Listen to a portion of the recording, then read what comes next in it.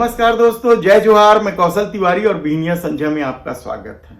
हरियाणा चुनाव के परिणाम ने अब साबित कर दिया है कि कांग्रेस जीती हुई बाजी हार जाने में माहिर है।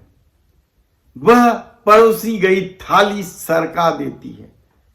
और क्या इसकी वजह भूपेंद्र सिंह हुड्डा है? क्या कांग्रेस ने हुड्डा पर भरोसा करके वही गलती दोहराई जो छत्तीसगढ़, मध्य प्रदेश और राजस्थान में की गई थी? क्या हुआ था, एक बार हम सिलसिलेवार आपको बता देते हैं कि छत्तीसगढ़, राजस्थान और मध्य प्रदेश में कांग्रेस ने आई हुई सत्ता को किस तरीके से भारतीय जनता पार्टी के हाथ में सौंप दी थी। राजस्थान में लगातार सचिन पायलट और अशोक गहलोत के बीच विवाद हो रहा था। टिकट बंटवारे में भी विवाद हुआ और किसी तरीके से सचिन पायलट को मना ली गई और शायद यह भरोसा दिया था कि सरकार आने पर इस बार उनका मुख्यमंत्री बनना तय है। लेकिन सरकार कैसे आती यदि अशोक गहलोत पर इस तरीके से आंख बंद करके भरोसा किया जा रहा था? वही भरोसा तो कमलनाथ पर भी किया गया था और उस भरोसे की वजह से पहले ही ज्योतिरादित्य सिंधिया पार्टी छोड़ गए थे। तब भी यदि हाईकमान नहीं समझ पाई थी मध्य प्रदेश की राजनीति को और कमलनाथ के खेल को, तो फिर इसे क्या कहा जाए।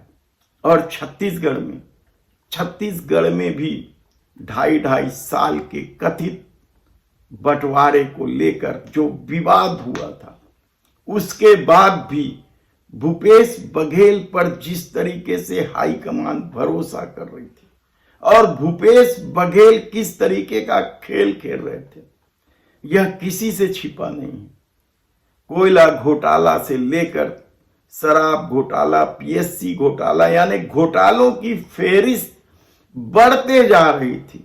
मनमानी की खबरें लगातार सामने आ रही थी और उसके बाद भी भूपेश बघेल पर ही भरोसा किया जा रहा था। तो फिर इसे कांग्रेस की किस रणनीति का हिस्सा मानना चाहिए?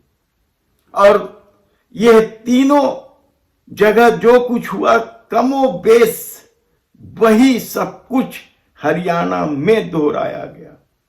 इसमें कहीं कोई दो राय नहीं है कि जो क्षत्रप हैं, चाहे अशोक गहलोत हो, कमलनाथ हो, भूपेश बघेल हो या भूपेंद्र सिंह हुड्डा हो, इनकी अनदेखी नहीं की जा सकती।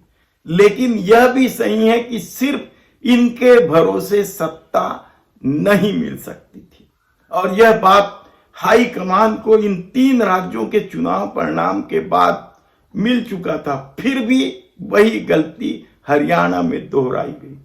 तो क्या अब वक्त आ गया है कि इन क्षत्रपों से किनारे करके कोई नए चेहरे को जिम्मेदारी दी जाए?